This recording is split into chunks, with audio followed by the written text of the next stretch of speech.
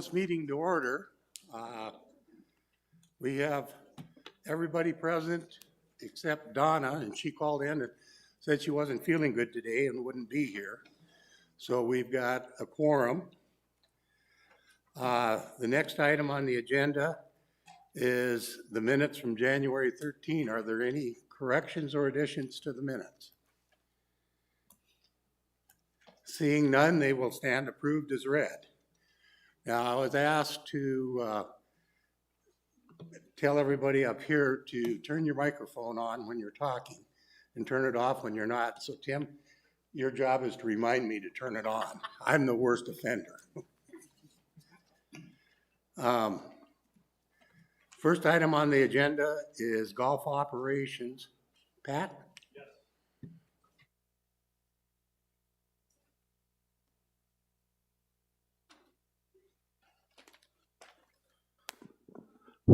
All right, good afternoon, everyone. I've got a presentation for golf ops. And Mr. Chairman, if it's okay, I see that down here at the bottom we've got a cart rule review broken out. Is it okay if it's part of this? Because it's the slides, okay? Great, thanks. All right, so we've seen this slide a couple times in the last few months. Just wanted to revisit this. We're still seeing some challenges with single cart riders. We're trying to be as understanding as we can, but we also feel that some of the golfers are trying to speed on our rules. So I'm looking for some feedback on this. One of the options is to place a PA out on the first tee and control the number of carts going off. I will add that I've talked to Grand. Sun City Grand has gone to single cart riders, but they're going to pull that within the next 7 to 10 days. And they will go back to 2 carts per group. But again, one of the things we're trying to accomplish here is the preservation of the golf courses, making sure we've got grass to play off later this month and in March. So if I could get some feedback on that, I'd appreciate it. The next slide is kind of where we are with this. The rec center does have a COVID task force. It's made up of staff, Bill Schwinn, and it also is made up of the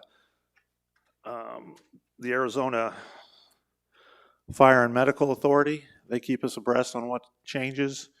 The last big change that we had was in September of 2021, where you can see the little picture down there, face masks strongly encouraged when worn inside or when people are inside. One of the things I wanted to mention is when we went to single riders roughly a year ago, a little over a year ago, some of the things that also went along with that was no tables and chairs on the patio or in the pro shop, masks indoors, draft beer was eliminated due to congregation, and then clubs ceased to meet indoors. So I'm encouraged that the COVID is showing signs of letting up, and if I could get some feedback on that and see how we would like to proceed. Any thoughts on that? You want the comments now, or you want them later? You want the comments now, Pat? Please, yeah, I would. Okay. I noticed this in the agenda, and I guess what I found interesting is this is now the 3rd time that we've addressed this. We talked about it in December. We talked about it in January.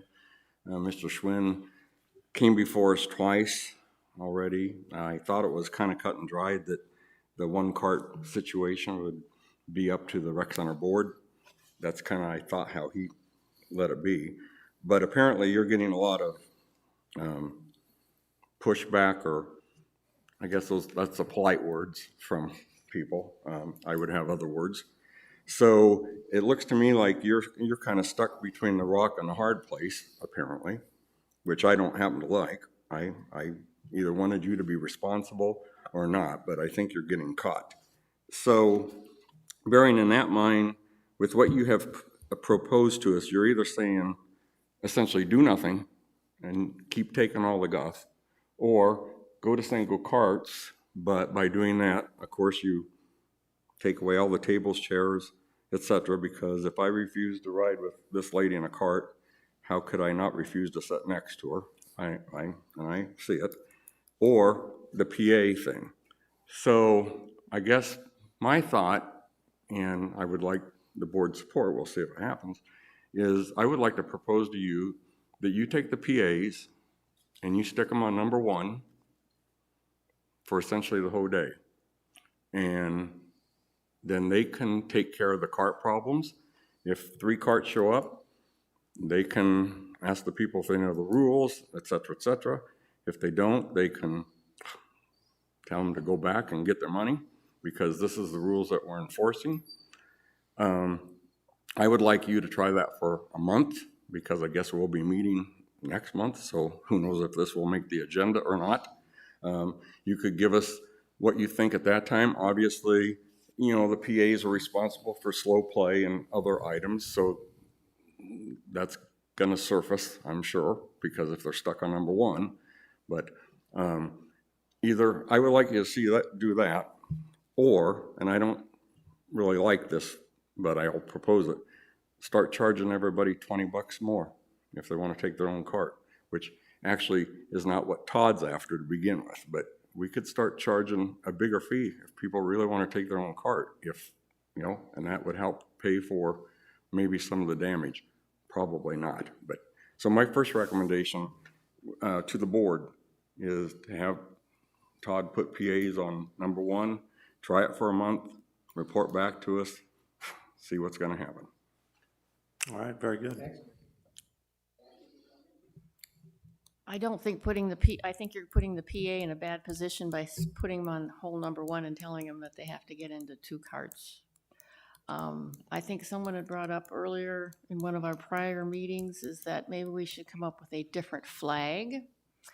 Give those that want to ride in a cart in a flag and tell them they have to stay on the cart path. And then the PAs can still go around and check what's going on. And if they're not on the cart path, well, then they can either be asked to stay on the cart path or be asked to leave. They know what the requirements are. But I think it's unfair to the PA. They already have enough grief getting it from the people that they don't want to play fast, and just plopping them there is not going to change anything. Okay. Well, I agree with Patty there. I think I had that suggestion 2 meetings ago about a separate flag. I guess the one question is estimate of how much it would cost to have a PA on the first tee the entire time the course is open. And assuming you're then going to have another PA out on the course or take them back, or what's your plan on that? Yeah, we don't have the staff to do that from a numbers standpoint. We could expand. Cost-wise, you're looking at an additional $150 a day or more at each golf course. So that'd be $1,000 a day. Yeah. Yeah. Tim? I think you should just go ahead and go mandatory 2 carts per rider, because having a PA on the first tee isn't going to help you on the men's day and on ladies' Correct. day, because there's no PAs there, well, at least on men's day. And that's where I see most of it happening, when you have big groups and they all go out together, like at the shotguns and things like that. So I think just cut to the chase and say mandatory 2 per cart. If somebody doesn't want 2 per cart, then it's up to them not to play. Okay.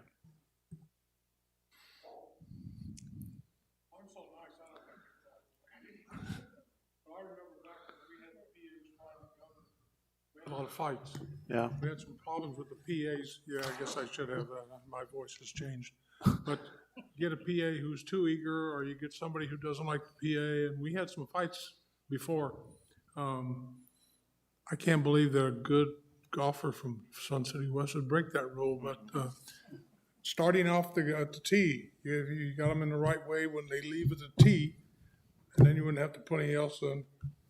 Because I know that it's fun out there when you have funds out there. But I think just starting at the tee, make sure they're legal. Okay. Marilyn?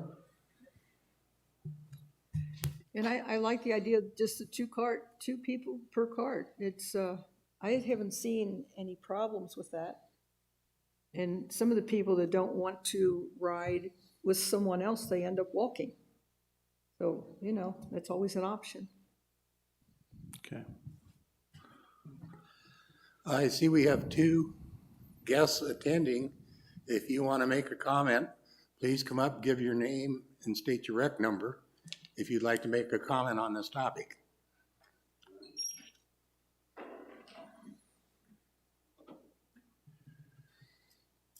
Well, first, good afternoon. Thank you for hearing my voice. My name is Roger Lillard. That is Rec 134733. Hearing your comments around here, it seems like there's either a reference back to what it was a year or so ago, or two cards. How about if it was just an option? I think a lot of people are going to ride together because that's their buddy. But on the other hand, what if it's a single going out? So you have somebody sitting right next to them, but let's face it, that's not even within social distancing. Even if it's just a general cold, you could still catch it. And while thankfully the numbers of COVID are diminishing right now, there's another wave coming up, BA2, that is even, as far as we know right now, even more contagious than the current strain. So where I hear that Sun City Grand is going to go back to 2 people per cart, Sun City, especially if it's a cart that has been purchased by the player, that's not a rule that they're going to enforce.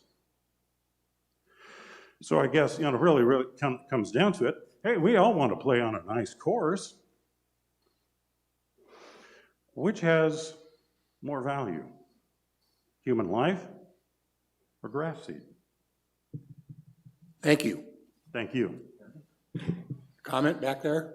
Okay. Yes, Gary? Okay, Pat, obviously I don't have the support of the board on putting a PA on them, which is fine. However, I did not mean to hire additional PAs. I meant to use the existing PA. Right. And not increase expenses. Right. I was sacrificing slow play or other problems that would happen because the PA was stationary. So I was not talking about more. Second, somehow this got back on the agenda. So did you ask for it to be on the agenda? I did. Okay. So then why don't you tell me or tell all of us how much pushback you were getting, why you felt compelled to put it on now after our last couple of meetings? The challenge, and I think we would all agree that 95% of the residents want to do what's asked of them, want to do what the rules and regulations say. But there are some that have special circumstances, and some of those go, I don't want to say unnoticed, but they go, they try to push their own agenda. So case in point, where we get the pushback is somebody comes up to the counter and says, I'm not going to be riding with anybody today. Well, you can have, here's our rules. And if you're in a foursome, if you've got a foursome, no, 2 of us are going to ride by ourselves, and we've got 2 people that'll ride. Well, you don't qualify for a handicap flag. You're not part of this outline here, so let's go back to that. So I don't feel it's the job of the starter to get into a tit for tat. That's not what they're for. Okay, so they're instructed to document who that is, and then golf ops, myself, will reach out in some form or fashion to discuss this challenge. And some of it, we give them options. Do you qualify for a medical flag? Can you get an ADOT handicap placard? A note from your doctor saying that there's extenuating circumstances? What can we do? Can you play in threesomes? Can you pick your playing partner so that you feel comfortable playing with these 3 or 4 people? Late in the day, early in the afternoon, or later in the afternoon, These are the suggestions. A single cart rider, two-wheel cart would be an option. Where we get the pushback is the group in front of them and the group behind them saying we would like to be able to do that too, but yet we couldn't. And so now it looks like we're randomly putting these rules into place, and we're not trying to. So that's where we get the challenge. And I just think it's something that we need to have that alternative of, here are our rules, we'd love for you to play, but this is what needs to happen for you to get out and play on our golf course. So you don't want the starters to take the heat, is what you're just saying. Yeah. But you would or would not mind if you put the PA out on the first hole and let them Well, I think take the heat? So what happens in the real world is the PA catches it on hole 4. Because the starter gets busy calling people to the tee. They don't know that there's going 3. Deer Valley is a great example. If they're not watching the camera, they go. Now the PA's dealing with a mess. Hey, fellas or ladies, need you to drop that cart off at the turn. But the damage is done because for 9 holes, there's 3 carts in there without a medical flag waving. So it's a challenge. So I think we could head it off at the pass by having somebody on the first tee and eliminate that challenge during the round. So what you're asking of us? What I mean, I don't think you really want to support the taking the tables and everything and the beer and all. You really don't, because I don't know, absolutely not. You know that's a lot of revenue, so yeah. Right. But so what would you like us to advise? I think Tom and Patty with the flag, that's an option. I think that's a challenge for the PA because you know how it goes. As soon as they leave that site, 3 carts are out in the fairway, right? And so it's basically a cat and mouse game. Going back to the 2 carts, I've always felt the 2 carts was good because if the third didn't make sense to me, because if you've got a medical flag, why wouldn't you want somebody to ride with you so that they can help pull the cart where it needs to go? You can get 50, plus the person that's riding with them gets the benefit of that 15 feet. So the 2 carts make sense to me. But I'm willing, if we need to try that extra flag, I'd be willing to try it just to see. But I think the PAs are going to catch some grief out there too on that. Yep. How about if we write a golf policy that says 2 carts maximum per foursome unless directed by the general manager? Less special privileges are approved by the rec center, something of that. Yeah, that would be And awesome. that would give you some teeth to back it up with. Absolutely. Carrie, if you don't mind, I'll draft one. We can adopt it at the workshop tomorrow, if that's all right with the. Oh, it's not. You won't be able to be on the agenda for tomorrow. I'll take that back for the next workshop. But I have no problem, Tim, if you want to do it, you'll just have to do it in proper procedure. Right. Okay. And then we'll address the 2 cart or the single cart riders and things like that so that any and all combinations could be addressed. And it's just a matter of, folks, here's the rules. Okay. I appreciate that. Just one suggestion, instead of the starter being right at the first tee, put them back where basically the on-deck area is, to try and catch it there, because otherwise they got to drive back and park their cart. They're going to be just delaying things. If he could catch it a little bit ahead, it just saves time, and it's a little bit less of a aggravation to the players to have to go Sure. back, dump their cart. Okay. So fair try to get them, as close to the staging area or the on-deck area. Okay. And if I understand correctly, you're going to then remove the issue with the yellow flag, that a yellow flag gets to go on their own cart. Or are you going to leave that?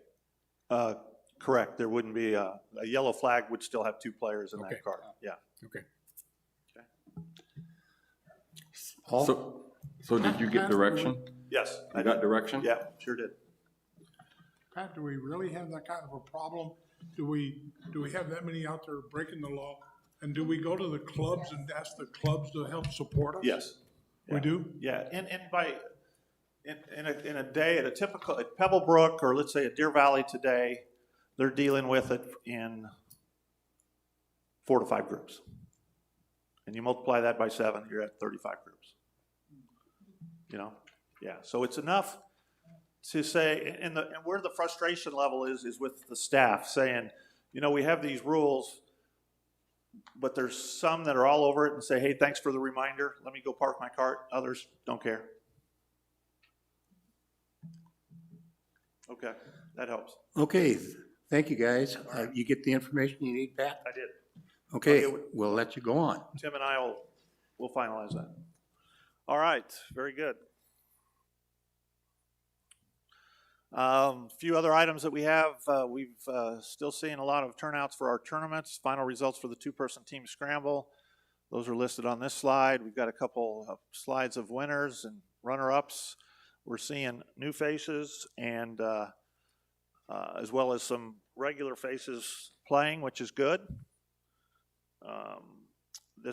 Tomorrow, Saturday, we have our Super Bowl Scramble event at Deer Valley. It's an 8 o'clock shotgun. We have 124 players for that, so we're excited. One of the challenges, I'll share this with you, one of the challenges we had for this tournament was typically we ask everybody what their favorite NFL team is, and we buy a tee gift representing that. So if you're a Packer fan, whatever, one year it was mugs, one year it was caps. Last year it was face masks if you played with NFL teams. So this year I went to 3 vendors. None of them could supply me with enough product to field 124 tee gifts. So we've got golf balls with our logo on them, which is nice, but it's going to lose a little bit of the NFL theme. But hopefully next year we'll have it. So upcoming events after our maybe. There we go. Upcoming events, we've got another one in March, the Sun City West Classic. That's, if it's not full, we've just got 1 or 2 spots left.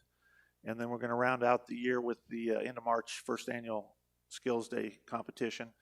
For those of you that might remember the old punt, pass, and kick, it might be similar to that. So we'll do driving, putting, and chipping. So we'll have more details on that one. I wanted to kind of just showcase. Last month we did the call center.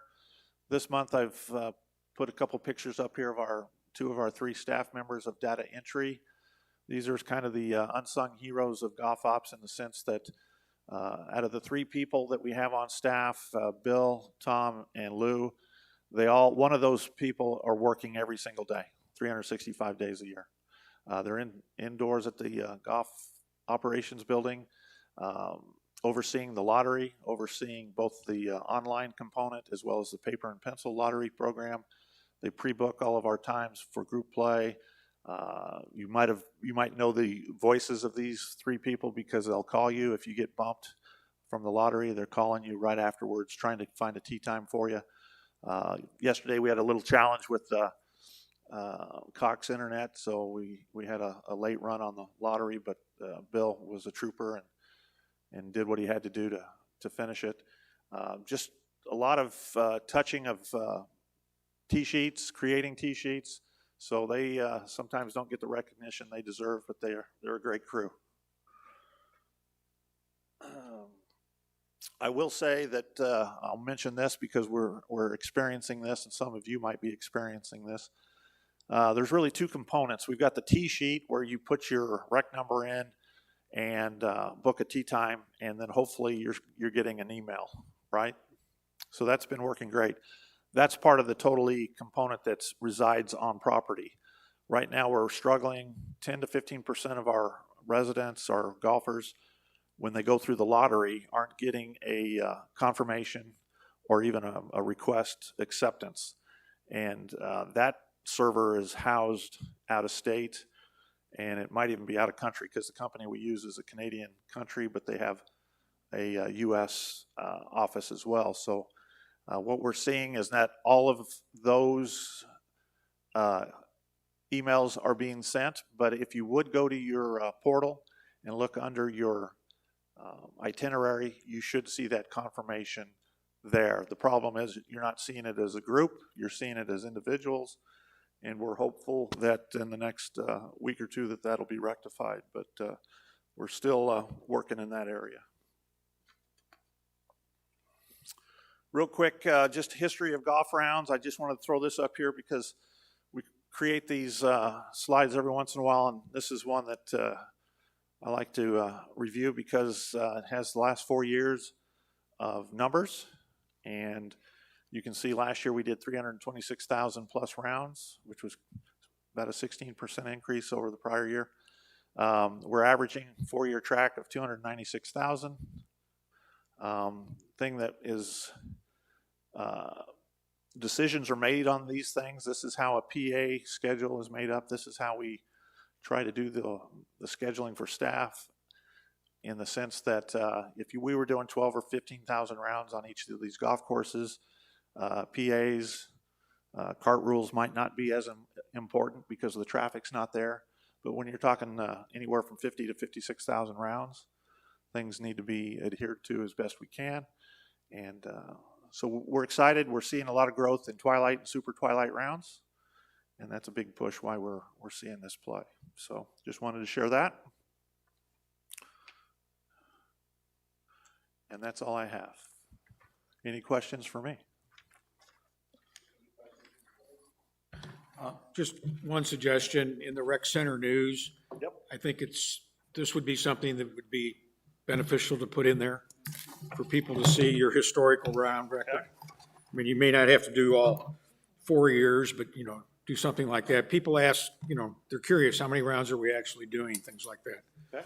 And we get a lot of repetition on that, and I still can't figure out why we're always at the very end of it, but. Okay. All right, thank you. Any questions from the audience? Okay, moving on, we have Todd, Environmental Services.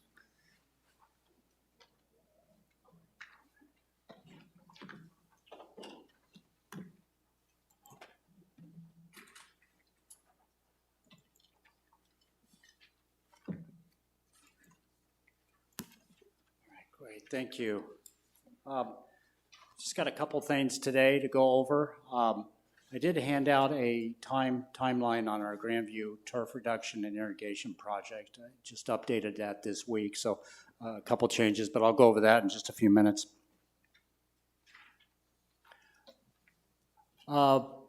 Golf course maintenance, we're going to be doing I call it our winter greens aerification. It's a solid time. We do this every year. We punch the greens. There's no top dressing or anything like that. We don't pull a core, but it just softens up the greens a little bit, alleviates the compaction that we've created over the winter from the mowing and rolling and not watering a whole lot. So this is a schedule that we put together. Starts at Echo Mesa on the 17th, and we'll get out ahead of play. So we don't have to close the golf course, but we'll get out there. The machines will start on one, go around, and then we'll have the mower and the roller right behind them. So it won't disrupt play at all. We did the practice green over at, or the chipping green over at Echo Mesa a couple weeks ago just to see what it looks like, if we're on track for doing it this time of the year. And it worked out great. I was rolling a ball on it right after we did it, and you can see the holes a little bit, but the ball doesn't move. It rolls smooth, and so it won't affect the ball roll. So, but it will help that overall health of the greens. And then Deer Valley, the next day on the 18th, 19th for Stardust, Trail Ridge the following week, and Desert Trails. And then we'll finish up at Grandview and Pebblebrook on that first Thursday and Friday in next month in March. All right, our water usage report for last year, 2021. We actually did really well with our water usage. We used 3,677 acre feet. That put us about 240 acre feet under our budget or our allotment, our conservation allotment. That works out to be about 34.28 acre feet per golf course. And then our rainfall totals were 9.68, and then we had about 5.5 inches for the monsoon season. We had a really good monsoon season last year.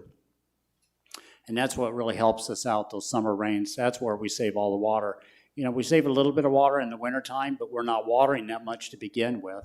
So it really is the summer rains where we can really save a lot of water.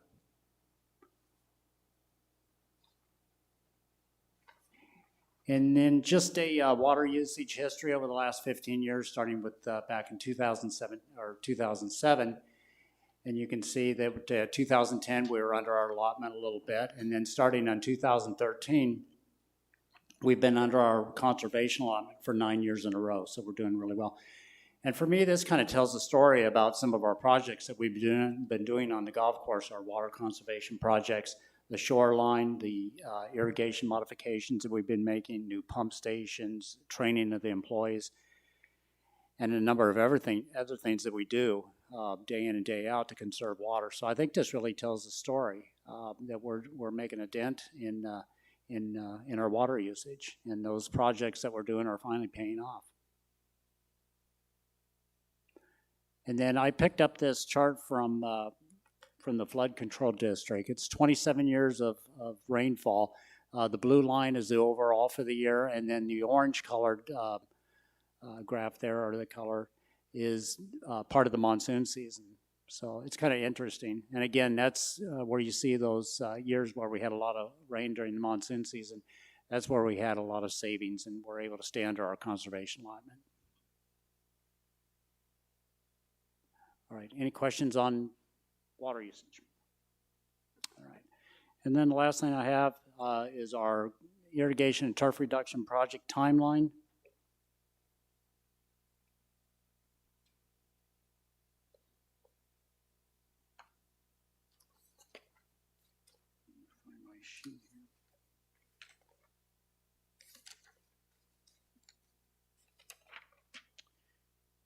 All right, to start February, we received the landscape and irrigation plans, and then we had a pre-bid meeting on February 1st and landscape design meeting on the 4th of February.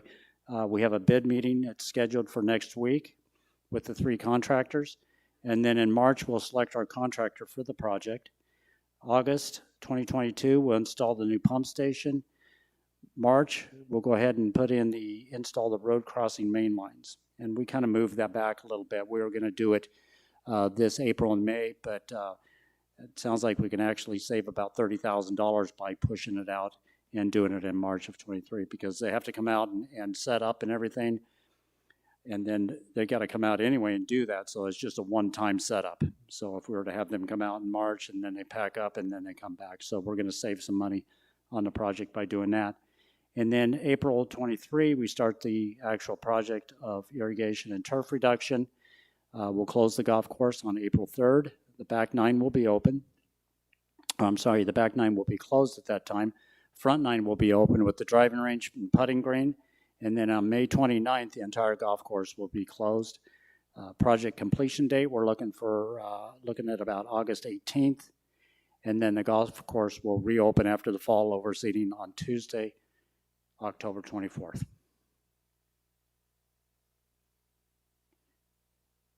And I believe that was it. So I'll have an update each meeting, each month. I'll have an update on the project, and I'll have some drafts that I can show you that we're looking at as far as where we're taking the turf out. And I also have the plant material plan that I can present to you. We made some changes to that last week. They came in, they had 16,000 plants that were scheduled to go in around Grandview. And I said, that's a little overcooked. So we got it down to 1,600. So big difference. So I'm not sure what they were thinking when they did the initial design on the desert plant material, but I thought 16,000 was a little bit heavy. So we backed off of that. So I'll be able to share that with you. I'll have those for next month. Yes, Tim? Todd, do you have the forums scheduled for the homeowners around the golf course yet? Are those scheduled? I'm sorry, what was that again? The forums for the homeowners around Grandview? Yeah. Have those been scheduled yet? No, not yet. No. And as soon as we get the final draft for the turf removal, we'll have those. We'll set those dates up. I'm thinking we'll probably have 2 or 3 meetings so we can catch everybody that lives around Grandview. Any other questions for Todd from the board or committee? Patty? Regarding the maintenance going on at Deer Valley for next summer, is there a plan to move the range ball machine down to the driving range?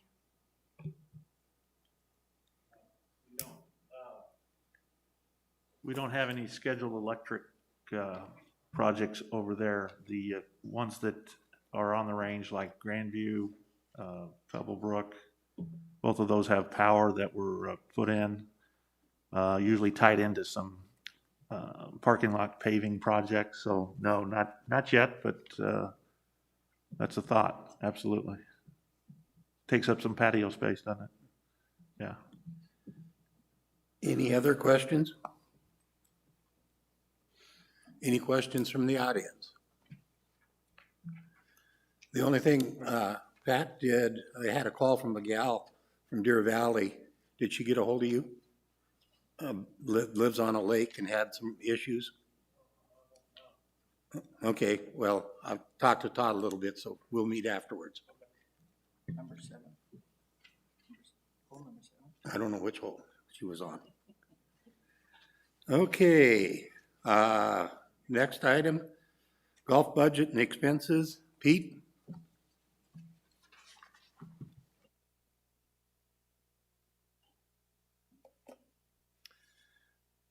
Thank you, guys. A reminder that this spreadsheet here is pretty difficult to read, so I've, in the past few months, been extrapolating it over to a summary, which hopefully you'll find a little more legible. So, thank you. So, there was actually a publication in the Independent this last week that had actually someone come up and said, did you actually say it in that manner that it was summarizing? And it was the writer for the Independent was essentially taking the numbers and adding them and saying the revenues were 360,000. And I guess I wanted to clarify for everybody that I present, this is the variances against the budgets in the prior year. So just to clarify that. This is just a single, I'm sorry, this is year to date, I apologize. Doing very well on golf fees. I'm going to concentrate just on budget, 285,000 ahead, similar positive environment for the cart rentals, range balls. Merchandise has nicely rebounded from the COVID days, and all other is relatively immaterial.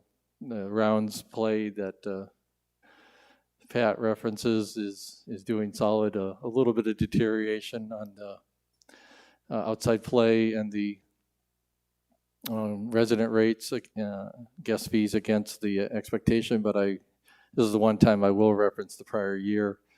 In the COVID era, we saw a considerable amount of play by our Kachina Coyote unlimited cards, which are wonderful, but they are lower than the rates that you get for the resident or the outside play. But you can see that as the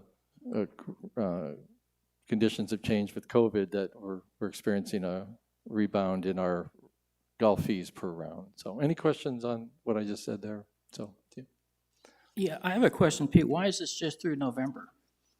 we only publish for your committee when we've actually received the approval from the governing board. So December hasn't been approved? no, we Really? did not have a BNF in December. So January was the first time that the November met to BNF, and then they didn't have a second BNF in January. So the first time they're going to see it is in December. It's going to be in February. It kind of gives us a convoluted view of the finances, though. I've been torn on whether or not to publish it without, assuming for most likely it's not going to change. I've been following that principle. We certainly could put a big draft on there if you guys would feel comfortable with that. And it would make it a lot easier for me. So if you guys want to make that recommendation, I'd be glad to follow it. I'd like to make that recommendation. All right, I will do so, sure. Do we have any comment from Madam President?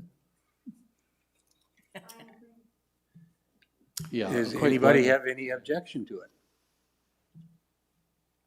I don't have any objection. If we're going to make it draft, say draft on it, and then at the next meeting, if there were any changes, update us, but otherwise you wouldn't even have to do that. Correct. But what you're typically not going to follow is you guys usually meet right about now, very early part of the month. So make sure you're hearing what I'm saying correctly. You're not going to be seeing January in early February. That's not, we're not closed enough for that. But no longer, if BNF board meetings, throws off the schedule, you guys should get a, Thank you. If there's no objections, I will do so, yeah. go with it. Thank you, good advice. Moving to the expense side, it's hard to, Todd especially, it's hard to call, a relatively severe shortage of staff a positive, but in terms of the wages, it is a positive environment, 301,000. Utilities, as he was mentioning, a very wet monsoon season had the effect of, deteriorating the needs for those pumps to be going around the clock. So we got most of that savings during those initial months. Repair and maintenance is very, variable. You can't lock in everything, and it could be a positive or even a neutral environment by end of year. The one that has been put forward to the governing board for facts and findings, well documented, was the 279,000 facts and findings for the seed, and we believe that has had a bearing. Will continue to have a positive bearing on rounds play, and I think that's showing up in the revenue. Don't want to get too far ahead of ourselves. We'll see how it plays out for the year, but so far it seems to be consistent with what we did, as well as for, this isn't your world, but APF's recognizes sales in the environment, the interest in being in part of our community, and I think a beautiful course adds to the allure. So overall expenses is virtually flat. The only real true increase over prior year was the landscape, which is the seed, and just nominal and amount of inflation, which is severely changing, and we'll be talking about that coming up here in a few minutes. So just taking those two slides and putting them together so you get a visual. Ahead of budget, 357,000, and mostly due to the seed, a little bit behind on prior year. So that's really all I had. Hope that you find this format a little easier to read than the other. I would hope so. Are there any questions from the committee for Pat? Pete. Pete, Pat. Okay, no questions. Was there? Next item is the $50 capital budget project, timeline status, golf project modifications. It was put on the agenda. I don't know who's talking about it. Looks like Pete is. Okay. Sure. The original presentation that made its way through the rounds of all the committees and a workshop at the governing board has, like any time, it's as things are uncovered on costs and projects that weren't anticipated back in November when we first presented these. The only one that I wanted to bring to your attention for golf is at the bottom of the slide you see up there. Its references, and I'll certainly turf this over to Todd, but the Grandview, hole number 14, has some log barriers along the lakeshore, and he'll explain it, but it's moved to a possible unsafe environment, or at least something we want to address before it becomes a problem. That was not presented in the original budget, so I'll let him answer any questions that I'm certain you're going to have, but that's a project that we intend to ask the governing board to address. For golf, yes. Now, I will say on a positive environment, at least from a CFO perspective in terms of the capital spend, the two above that, the $1,021,000 for golf maintenance equipment, that is a decline of about 100,000. We constantly are doing evaluations of the spend, and that dropped by that amount. The vehicles had a similar reduction in terms of review. I think it was about $50,000, so roughly 150, 200 grand removed from the original spend request. Are there any questions from the committee for Pete on this? Tim? Yeah, I have one, and maybe it's more for Todd, but Todd, this is, the shoreline repair is for the 2022-23 fiscal year, right? And will this be done at the same time the back nine's closed? Okay, thank you.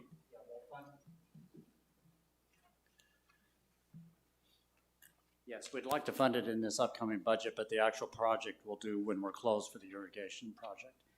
And it's just to replace those, the railroad ties that shore up the T over there on 14. Okay, we need to get in there and do that. And I don't know if we'll use the same application, whether we're gonna put railroad ties back in there or some other form or some other method of shoring up that T box over there. Are you gonna do anything with the island? We'd like to. Unfortunately, we didn't put that in the budget, but at some time we need to address that island and kind of fix that up a little bit. Okay, thanks. Any other questions? I'm Question here- from the audience?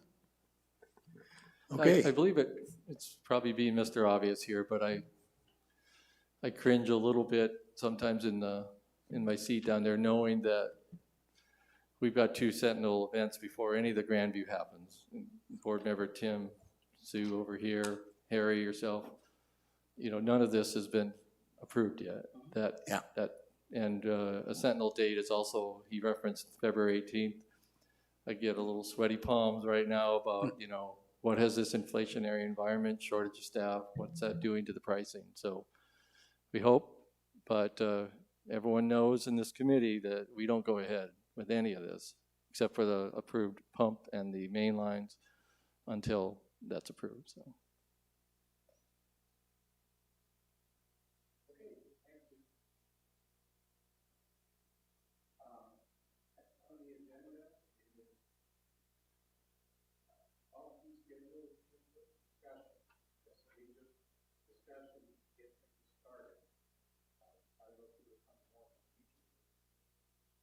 Pat?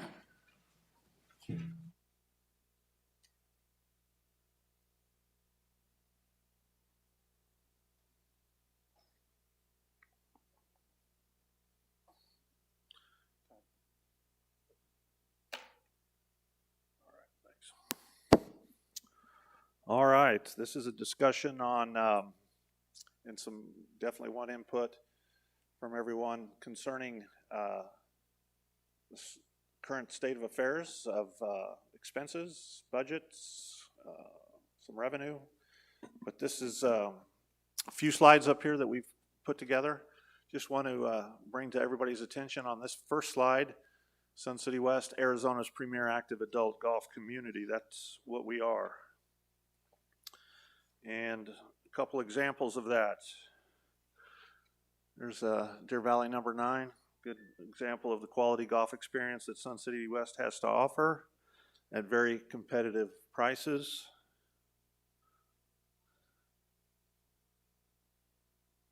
Maybe. There we go. And here's another example of number 10 Echo Mesa. Thing that I take away from this picture is not only the quality of the golf, but the number of homes that live on or reside adjacent to a golf course. 2,300 plus in our community are next to our 7 golf courses. So, part of the golf committee's responsibility is to review the rates for each year, the upcoming year, and this is part of this beginning process of this. And the purpose of this presentation is to share some of the challenges that we have and some of the opportunities that we have as well. So increases are happening across the nation in other businesses as well. So we're not alone in the challenges that we face. We've got increases in key expense areas. Yet increases in expenses have already crept up. Seed being one of those that we dealt with earlier this year. And we don't see any end in sight.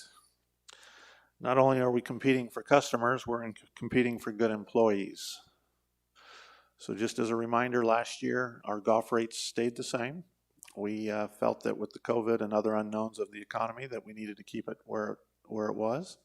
Only increases that we did have are in rental carts. We went from $14 to $16, and rental clubs went from $15 to $16. So very small increments of change.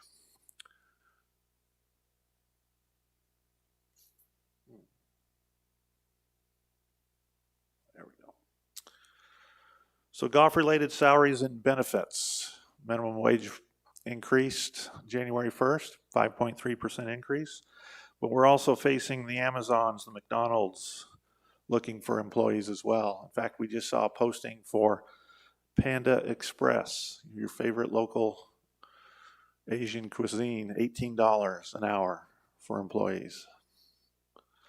Health insurance saw a double-digit increase starting the first of this year for our employees. Other challenges during the summer, we offered differential pay for our employees due to the heat. We're trying to be competitive with benefits and better working conditions. Case in point, Todd's landscaping crew getting a new office because they were in a trailer that had large rats. So we're always trying to improve the conditions that we work under. And we're trying to keep competitive with both, with the outside labor force as well. So working in the heat versus working at a Panda Express, there's a big difference, but the pay seems to be close, and it's tough to attract those employees. From a non-labor in the golf operational expense department, we're seeing challenges as well. This past year, we saw increases to seed to the tune of $280,000 plus, and that's not going to let up anytime soon. We're looking at that same type of pricing, if not more, this next year. In addition, petroleum-based products are increasing substantially over the past year, and in order to retain our golf revenue, we believe that keeping our golf courses in as pristine condition as possible is a wise investment, not only for our golfers, but for our community as a whole.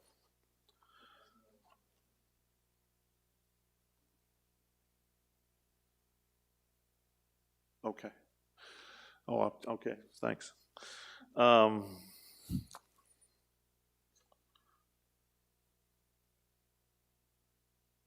Oops, sorry.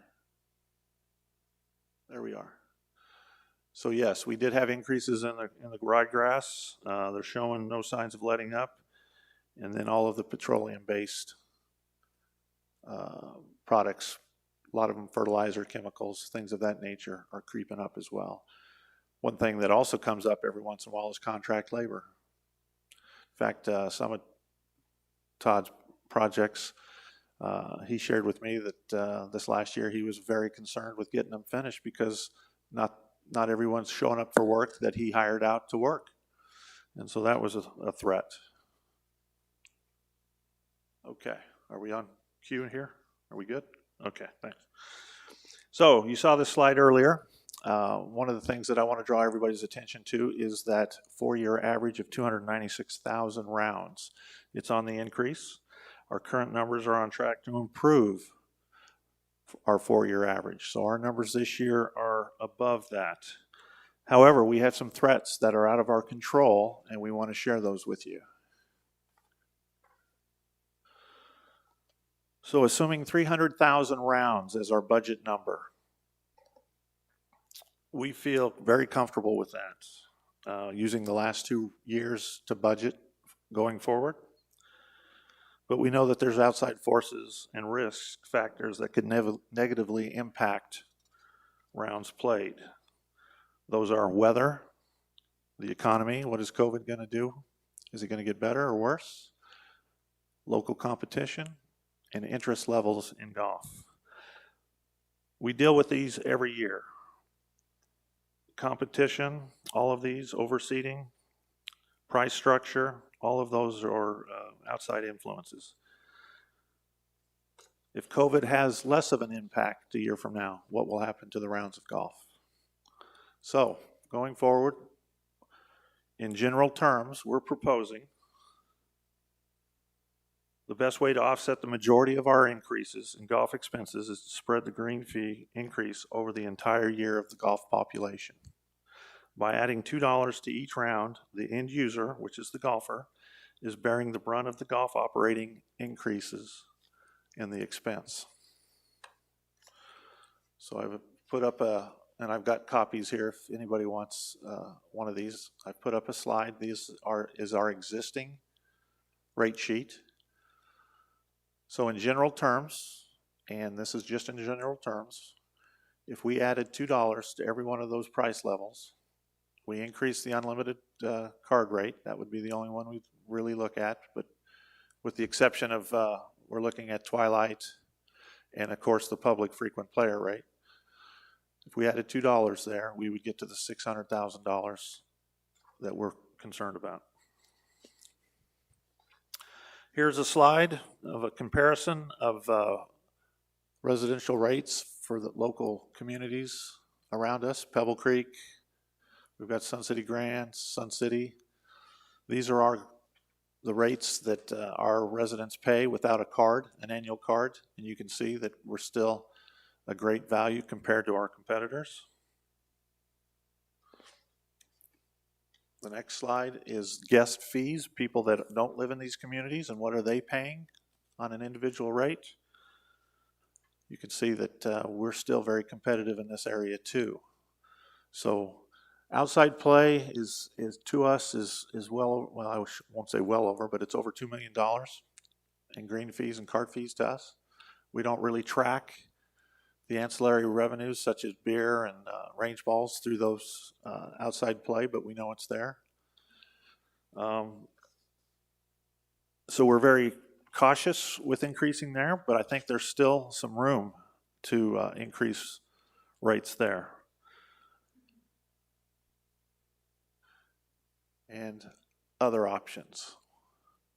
And this is where we'd like for you to weigh in and say, what do you see happening going forward? Okay.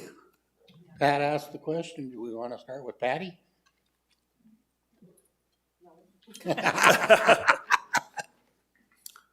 Ladies first. I like your $2 proposal.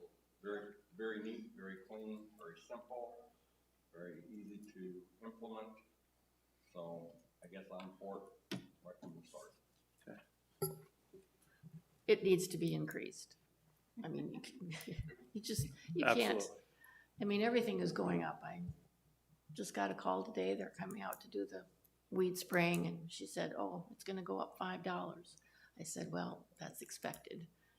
So it's just the way it is. The $2 per round, is that going to be just across the board, no matter what card anybody has, I assume? That's where we're going to start, yes. That's what you're proposing there? Yep. Okay. The only thing that I'd like to add that I've said each year that this has come around is I think we need to implement a member guest fee that we don't have, that's just a little bit lower than the public fee, you know, with the requirement that they have to play with a member or something like that. Other than that, I'm not sure that there's a whole lot of room, other than maybe during the summer months, going up maybe to $3 or something of that nature for the outside play, and maybe even the residents if we felt the need to. But if the $2 gets us to 600,000, that's pretty clean. Okay. We've been through this several times, haven't we, Pat? Yes, we have. 2 comments, Uh-huh. maybe more. Prime season is the bigger bite. You get more bang for your buck raising fees during the prime season than you do during the off season. So I would say concentrate on the prime season. I know you don't want to go up $3 because that splits the 50% discount for Kachinas and all that kind of stuff. I would rather see a bigger increase in prime time and a lower increase in the off season. Okay, and the number 2 is I also think outside play should take a bigger bite than resident play. Okay. Very good. Paul? Is $2 keeping within the cost of goods going across so that we don't, you know, are we keeping level with the money that's, keep putting this thing in my face. I don't know that. You know, the cost of goods keep going up, and is this $2 covering things like that? Are we okay at $2?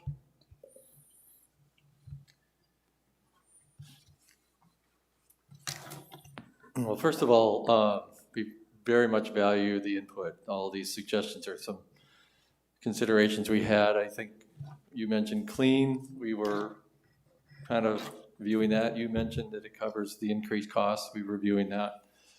We do analyze the impact on outside play. And Tim, I reference the expert, Pat. There's a gap right now. You saw that on the slide. 2 million plus is generated off of that traffic. It's just always a question of chasing the golden goose, and then you end up watching the deterioration of the rounds played. And quite bluntly, if guests are here, they're also buying merchandise, they're buying food and beverage. I know that we could get you the rounds play, and I just don't have that right at the top of my head. Presumably, it's in the 50, 60,000 range of rounds played.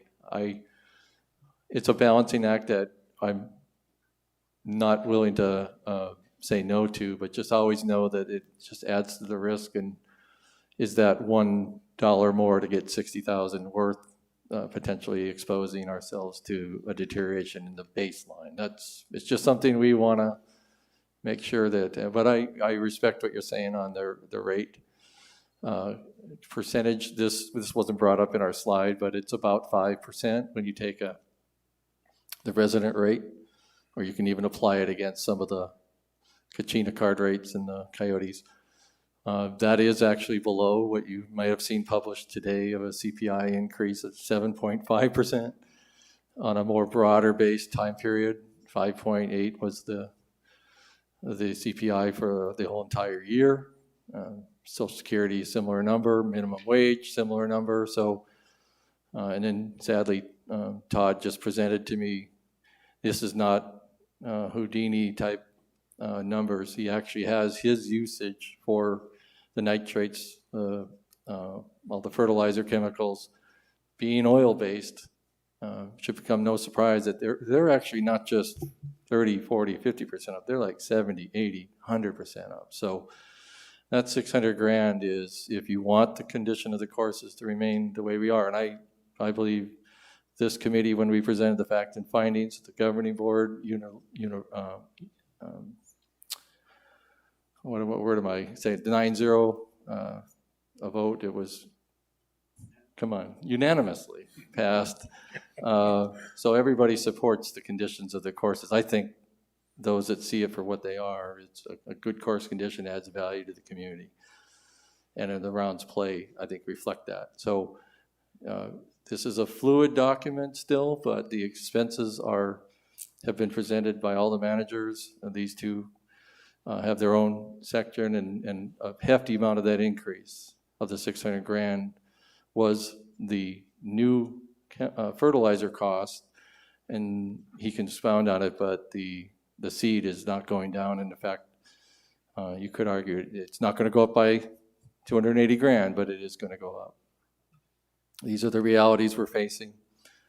I believe, to your point, is where do we place ourselves?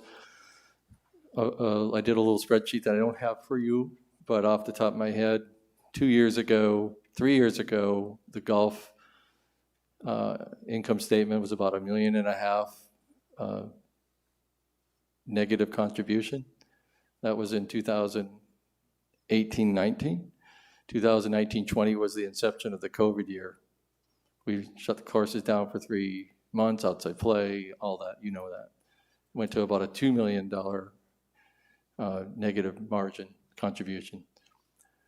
Outstanding year, 2021, just outstanding. It was growth of revenue, growth of rounds. Expenses were tamed down by, nothing of this inflation surge, no seed issues.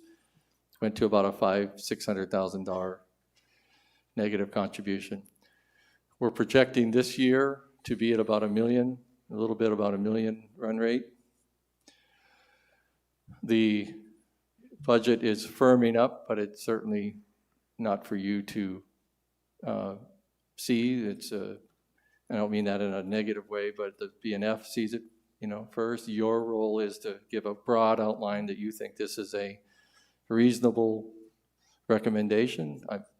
I'm not going to say you have given that or not given that yet, but assuming you do, then we implement that in. But we're constantly evaluating all of our assumptions. We're not done. We don't get done until the board approves it.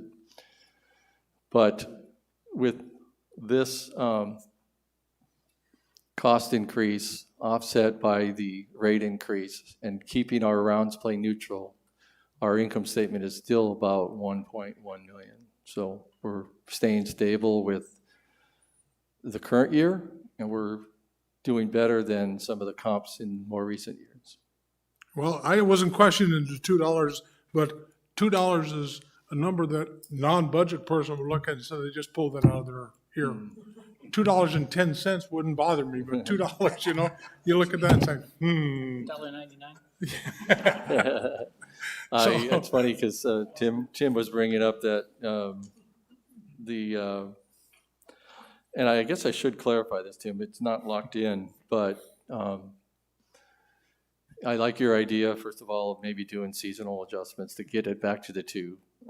I might even ask you guys to make that a firm recommendation, but I will point blank tell you that from GM directive to take these, I think you brought up the very simple, clean 300,000 run rate, $2 for each round, up to and including the card holders' rates would go up by that as well. So historically, as I think you're pointing out, is that you take your resident rate and a percentage, even though that's not part of policy, it's more lore. It's the way we've done it. Those percentages historically been 75% of the resident rate for Coyote, 50% discount, or sorry, 75 for Kachina, 50 for Coyotes. Did I get right? well, the only other thing that I can remember was way back, we hadn't been increasing with the cost of goods. And 1 year our rec dues, hurt us. So I'm just, Gotcha. just want to Well, be sure. I mean, if that causes consternation, we'll Yeah. consider it. I guess the real kind of point blank way to get to where we need to cover our costs was, let's just make that a broad spectrum for you, and we can refine it from there. Well, that brings up another point. Are the card costs themselves Oh, going to go up? sorry, yeah. The cards, no, except for unlimited, because that Mhm. makes sense. You're not really getting any discount. Mhm. Your Well, rates should. as far as I'm concerned, and we've been through this probably the last 6 years, I would think. And I'll say it again, during the peak season, that's a bigger bite. Whatever happens then, you get a much bigger return on it when it happens the rest of the year.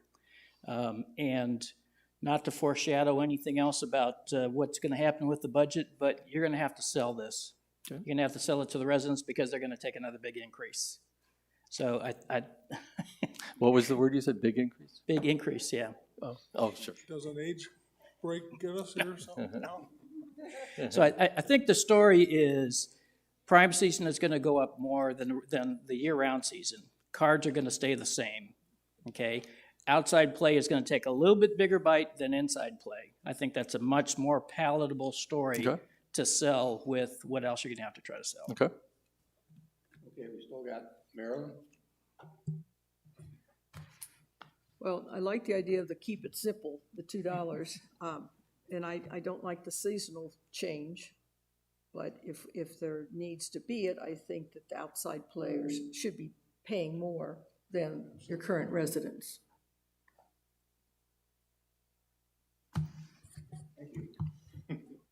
Any other questions?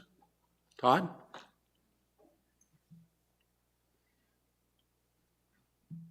Since we're talking about increases, I put something together this afternoon on some of our big line items and the percent of increase that we've incurred over the last year. Fertilizer and chemicals, we talked about that, 140% increase on those. And that's where you were talking about the company coming in and spraying your glyphosate, which is the main ingredient in weed killer, and that's just going through the roof. We talked about seed, 70% increase on that, our annual ryegrass purchase, Top dressing sand, that's what we use for aerification, but on the greens, 80% increase on that. Sprinkler head and irrigation repair up 20%, and then I just got notice today that Rainbird is going to have another 5% increase March 1st. And then rolling stock, which is all the parts that we use to repair the mowers and carts and all that, 20% increase on that, and then gas and oil, 40% increase. So the operating budget that we put together this year isn't any different than what we put together over the past years. It's just, the increase is because of the inflation or the increases that's been passed on to us.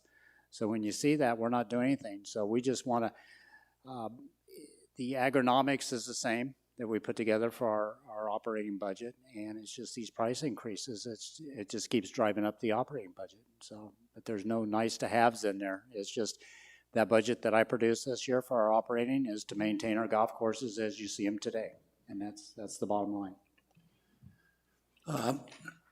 I concur with everything we've said here. I think there's got to be, I have no problem with the outside play playing a little more, but my question is, do we think it would be a wise idea to take some of Todd's numbers and put a little article in the paper or the rec center news for people to see this ahead of time so that they know what's going on? They should know what's going on, but there's a lot of them don't pay a lot of attention to that. And I think that's something we should do to maybe make it a little easier when it comes in. Thoughts? They're gonna complain if you raise it a quarter.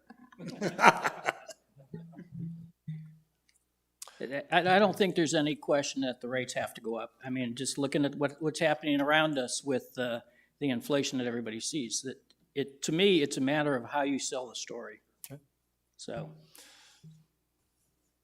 The only comment I would make is one of the reasons we put the slide in there about the risks was that in order to achieve the $1.1 million that I was referencing as the likely outcome in the format that we have it right now with the percentage of cost and rate hikes, is that it's at a higher rate, a run rate.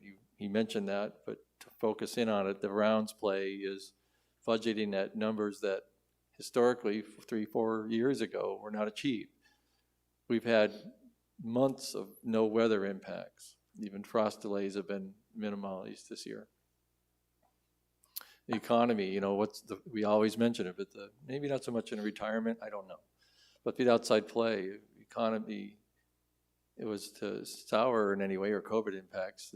Generally speaking, the recreations are the first to be taken out of your budgets.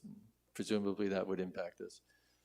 And, you know, our competition, you know, I think we don't know whether or not we do have some empirical data that seems to indicate some courses are not seeding to the level they have, or, and you know, if you get tired of doing that, hey, look at Sun City West looks pretty good.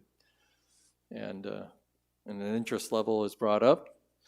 It hasn't parlayed itself, and using a very positive thing is the green team enrollment has been at record numbers. So some evidence seems to be coming out of our master plan information that's being scrubbed, that the millennials and future generations are not abandoning golf necessarily to the levels that seemed to be in more recent times. These are all positives, but boy, I lose a little sleep at night with sometimes when if some of those rounds play don't materialize, much of these costs, not teaching anything new here, but much of these costs are hard-coded. We have some variability and we manage it every day, these guys do. But, you know, you can't offset, you know, 25 rainy days out of, you know, 90. You're going to be problematic if that occurs. So we lose a little sleep on that, but try to use the historical averages. But So did I understand right? The fees have not increased for 2 years. Is that correct? No. Well, it depends. Let's be specific to the fiscal year, so there's no misclarification. We are in FY 21-22. There was no increase in this year as we speak. None. The year we're in. So that would be 2. But 2021 had about 7 or 8%, I believe. It Okay. depends across the But for spectrum. 2, we've been the same. But that was after Right. 3 years of no hikes. I wasn't here for many of those years before, but that's the literature we provided when we made that presentation. But for 2 seasons, we've been the same, no increase. I That's what I'm- believe that'd be That's what I'm correct, trying to say, okay. So $2 proposal, which was, I know a proposal, that's like $1 a year, obviously. So, and the fees are already kind of slanted, aren't they, Tim, for guests and outside play and all that? I mean, it's already kind of done that way, the way I see it, without going deep in it. So, yeah, so I mean, I could go along with, well, for sure 2. I could go along with 3. Patty will go along with 4. Not maybe. But anyway, I think well, you know, and the board's a board, but I still think it's clean, neat, and simple. It's the KISS theory again. So even if it goes up $3, I mean, it's still cheap. I played with a guy 2 days ago from out of town, and he was riding with me, and he just ran and raved about the courses. And I said, well, we're going to have to raise the fees because of grass seed, et cetera. You know? And he says, raise the fees? How much? And I says, I don't know. They're talking maybe $1. And he says, they should go up $5 or $10. So I mean, see, so it depends on where you come from, of course. I do have another question for Pete. Pete, I know it may be a little early in your process, but are there anticipated raises in the general membership fees? So one of the first items of the cost increase was referencing wages. And I'd like to, and benefits, and let's speak to that a little bit. The points that he's making about Amazon and Wendy's and all that it's not just scuttlebutt, it's real. It's valid. We are, for some of our early ranges of the pay scales, we have nice benefits that tangibly add a lot of value, but many people who are applying for these positions either are in at minimum wage and that doesn't even have benefits, or they are more concerned about what they keep, you know, and sometimes even $1 or less will influence them to go elsewhere. Some of our early scales are pretty uncompetitive. So, and we're starting to see some difficulty in recruitment, not just in the historical troubled area, which is golf maintenance and landscaping, but now some of the rec centers are really starting to have some difficulty. So, in general terms, we're going to be proposing, and I don't need to not know. too I don't detailed. need to know the amount, but I Right. take that and answer as yes. You're thinking about raising the dues. Well, yes, of course, yeah. Okay. Here's my point. My point is that the story that golf is going to cover its own increases, I think, is a good story. And I'm a storyteller. You got to sell people on what you're trying to do.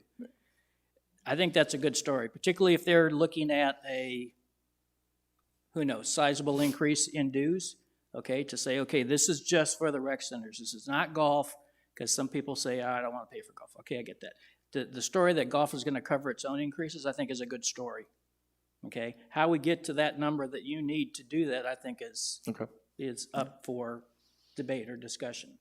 So I think it's a good story. I just want us to be able to tell it, Thank you. as Harry was mentioning. I totally agree with that. And, you know, and here again, if they want to go out and have a cup of coffee, trust me, that cup of coffee has went up $1. So, you know, it's all in what you want and what you want to do. Any other comments? Sue?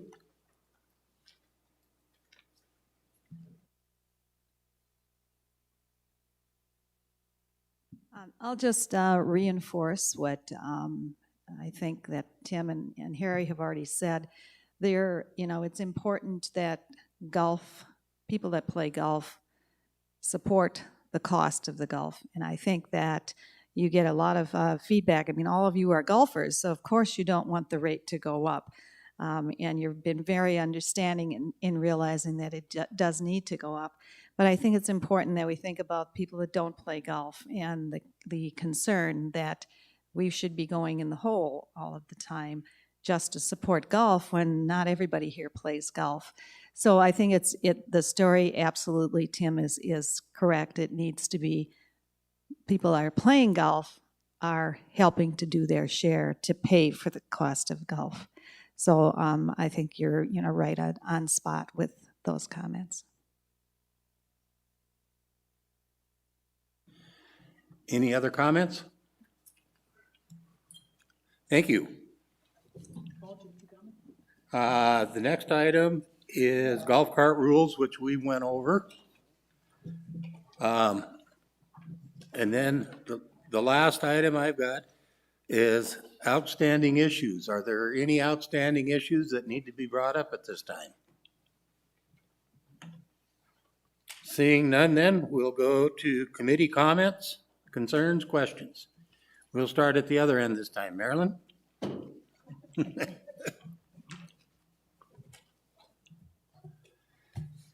Well, and one thing I'll just mention, and just like everybody has said, we know the prices are going to go up. I mean, there's no avoiding that. But just so they're reasonable, and people will keep playing golf and enjoying it. Other than that, it was a good meeting today. Thank you. Paul? You're fine. No, sir, I'm fine. Tim? Yeah, I do want to make a comment, and I think Sue had a good point, and that is committees tend to look at issues from their own perspective. And I mean, the fact that we didn't have the December numbers because BNF hadn't seen them yet, but they haven't had meetings. So it's like that. It is important to kind of keep in the back of your mind that we do represent all of the residents, not just the golfing residents. And so I think that, Sue, your point was well taken. Thank you. Gary? Only one question. Back on the golf cart scenario that we discussed, your proposal, Tim, was to change the language in some document, right? And then we would adopt that document. That's my understanding. How long is that going to take? What I was proposing is we write a policy that goes inside the golf policies. And basically what it has to do is it needs to be developed, brought before the committee. The committee would then forward it to the board with a recommendation. The board would probably work at it at their workshop, which is tomorrow. So you have to have at least 2 days to put it on the agenda. So our next meeting, which would be in March, we could do it then, and then depending on when the workshop is, we could have it on the agenda before it actually gets approved. So it could go on the workshop agenda the second Friday in March. And then from there, if the board will discuss it, and then it goes to the general meeting at the end of the month to be approved or denied. So what's Pat supposed to do in the meantime? Use his best judgment. That's going to take at least a month. At least a month. That's Well, what I'm hearing, right? Yeah.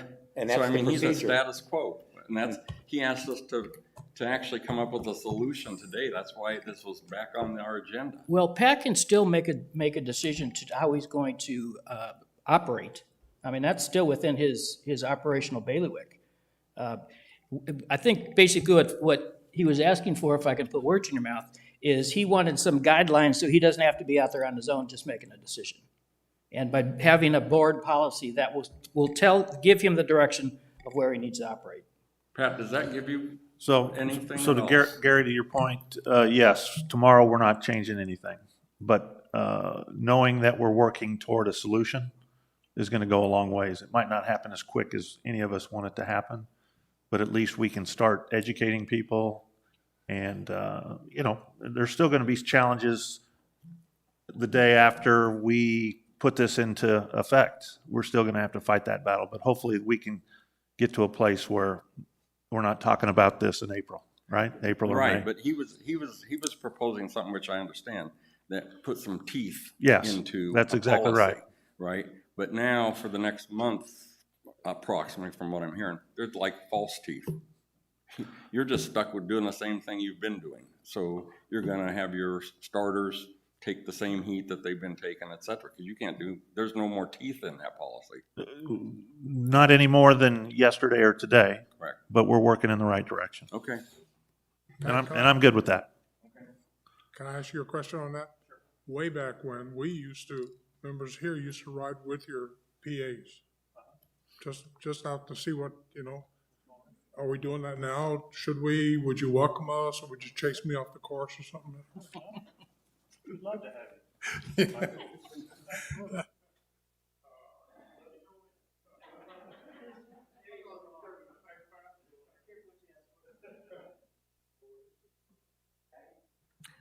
I think we need to, in order to promote golf and to keep more people playing golf, I think we should start a promotion on pace of play.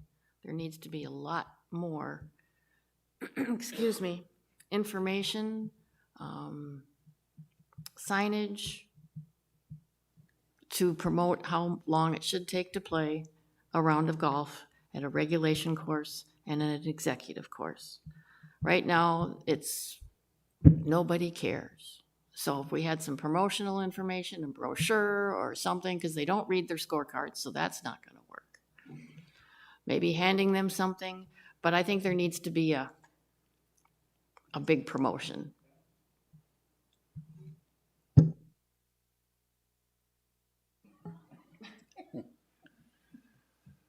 Todd, anything? Pat?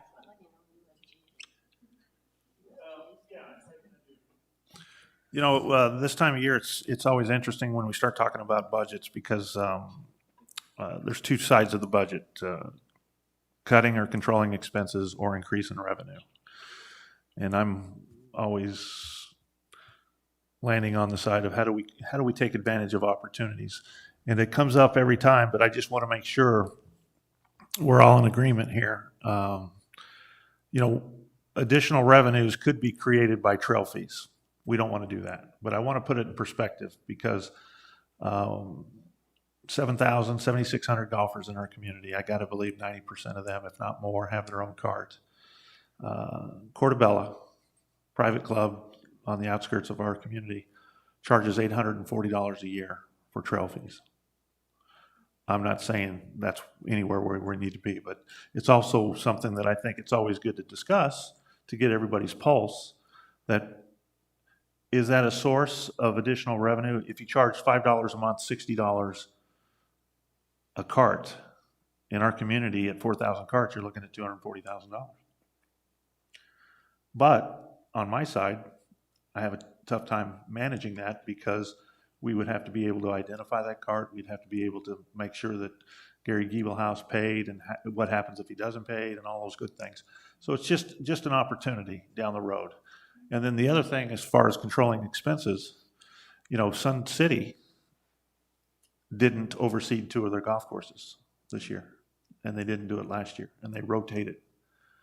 And don't want to talk about putting words in your mouth, but I'm hearing that's not what we want to do either, because I think that would drive people to the other 5 courses, and they wouldn't want to play the 2 that aren't overseeded quite as often. And I think that would send a bad message to the community as a whole and to future homeowners that once every 2 or 3 years, my house is going to be in the backyard of a non-overseeded golf course. So those are things that I just wanted to make sure, we look at all options. And again, not saying that we need to do something, but it wouldn't be our due diligence unless we brought some of these things up. So, Thank you, Pat. I got a question there. When you bring up the, trail fees, what do the other courses around here do? Because I assume yeah, they're in the same situation we are. They don't charge either. they don't charge either, No. okay? Because where I played golf originally, if they didn't allow very many carts, you paid an annual fee to use a cart, period. Right. And it wasn't cheap. Right. So I think that's to go into Tim's story or comment about stories, that's a story that doesn't get often told. And being around the green team and and talking to the green team participants, we try to share that because they go, really? You play golf courses and have to pay a fee for your own carts? Yes, this is a very nice benefit that we have, and we want to keep it. But again, just touching upon it so that we can say as a whole, yeah, we looked at that, but that's not, we don't want to act on that, is what I'm hearing, so.